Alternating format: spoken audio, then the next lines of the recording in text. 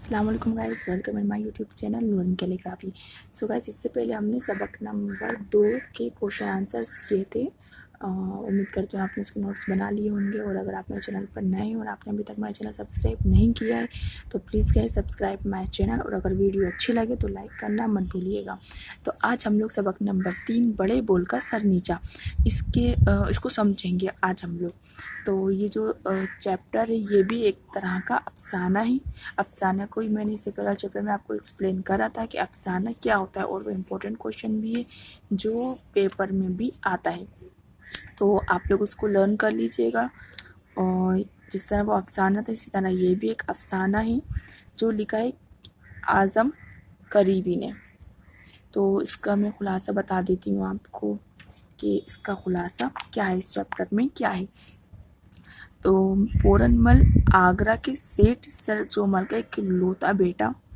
باپ یہ خواہش تھی کہ بیٹے کو تھوڑی ہندی اور مہاجنی کام سکھا دیں، لیکن پورن مل نے انگریزی پڑھنے کی ضد کی، اور اس کے دوستوں نے مشورہ دیا کہ اگر وہ دنیا میں ترقی کرنا چاہتا ہے تو ان کے دوست ان سے کہتے ہیں اگر تمہیں ترقی کرنا ہے تو تم یورپ امریکہ میں جانا چاہیے، یا تو تم یورپ چلے آؤ یا امریکہ چلے آؤ اگر تمہیں دنیا میں ترقی کرنا ہے تو۔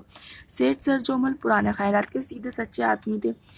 انہوں نے اپنے بیٹے پورن مل کو یورپ امریکہ جانے کی اجازت نہیں دی تو پورن مل نے کھانا پینا چھوڑ دیا۔ مجبوراً باپ کو اپنے ایک لوتے بیٹے کی بات ماننا پڑی، اور پورن مل ہنسی خوشی امریکہ کے لیے روانہ ہو گیا، اور وہاں اس کا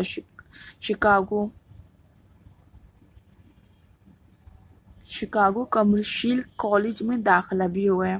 امریکہ میں اونچ نیچ کا کوئی سوال ہی نہیں۔ وہاں کے کلبوں میں امیر رئیس اور افسر کے ساتھ، ہوٹلوں میں جھوٹے برتن دھونے اور گلی گلی دیا سلائی بیچنے والا بھی ہوتا ہے، لیکن کسی کو کوئی حقارت سے نہیں دیکھتا۔ پورن مل بھی ایک رات کلب میں جا پہنچا۔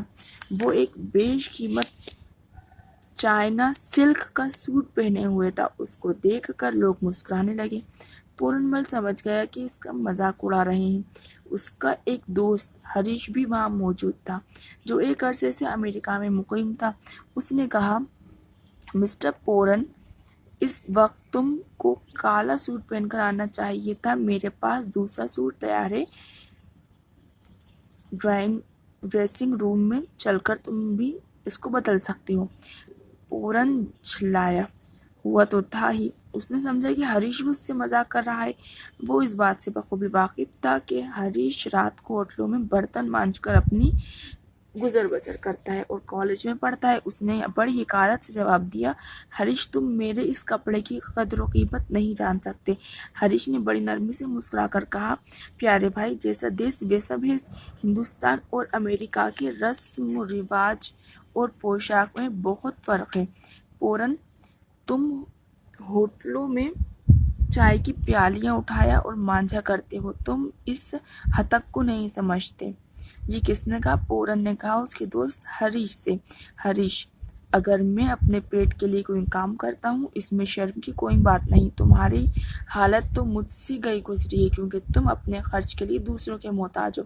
جب پورن مل چمڑے کا کام سیکھ کر امریکہ سے واپس ہوا تو سیٹھ سر جومل مر چکے تھے۔ امریکہ سے واپس آنے پر پورن مل خود اپنے کاروبار کی دیکھ بھال کرنے لگا۔ پورن مل نے لڑکپن سے بڑی شان و شوکت سے رہنا سیکھا تھا۔ امریکہ کی آب و ہوا اور فیشن نے اسے اور فضول خرچ بنا دیا تھا۔ اس نے اپنے ایک گریجویٹ دوست شیام سندر کو مینیجر مقرر کر لیا، اور اب سارا کام اس کے حسب منشا انجام پانے لگا، یعنی کہ سارا کام اس کا جو مینیجر تھا، اس کا دوست جس نے ایز اے مینیجر رکھا تھا، وہ کرنے لگا اس کا سارا کام۔ پورن مل کا زیادہ وقت نینی تال، شملہ، دارجلنگ کی سیر و سیاحت اور حکام سے ملاقات میں گزرنے لگا۔ آمدنی سے زیادہ خرچ ہونے لگا۔ شوق کی ہوا نے امریکہ کی جلتی ہوئی موم بتی کو آنن فانن پگھلا کر بہا دیا۔ آہستہ آہستہ پورن مل کا سارا اثاثہ ختم ہو گیا۔ پورن مل نے سوچا، اب آگرہ میں رہنا بیکار ہے۔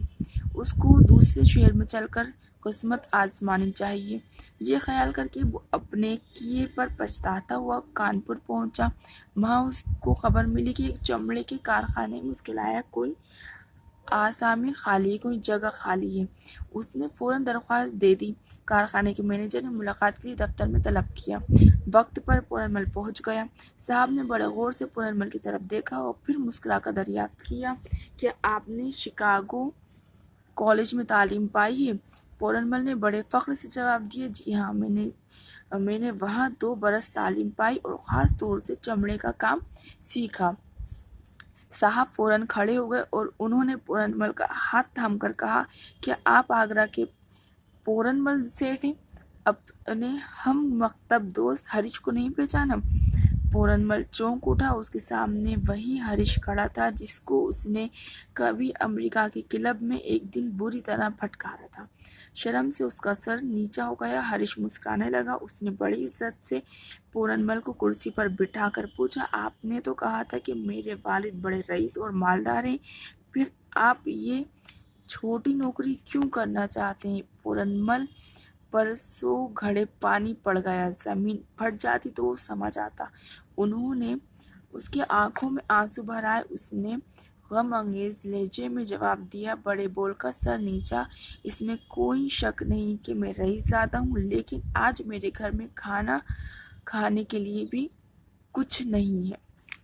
تو امید کرتی ہوں آپ کو یہ سمجھ میں آیا ہوگا کہ کس طرح بڑے بول کا سر ہمیشہ نیچا ہوتا ہے اور ہمیں کبھی بھی کوئی بھی بات ایسی نہیں بولنا چاہیے جس سے کہ سامنے والے کو بری لگے۔ تو اگر آپ کو کچھ بھی ڈاؤٹ ہے تو آپ مجھے کمنٹ باکس میں میسج کر کے پوچھ سکتے ہیں، اور اگر آپ نے ابھی تک میرا چینل سبسکرائب نہیں کیا ہو تو please guys subscribe my channel, اور اگر ویڈیو اچھی لگے تو لائک بھی ضرور کر دیجیے گا۔ اس کے بعد ہم اس کے کوشچن آنسرس اور ایکسرسائز کریں گے۔ Thank you.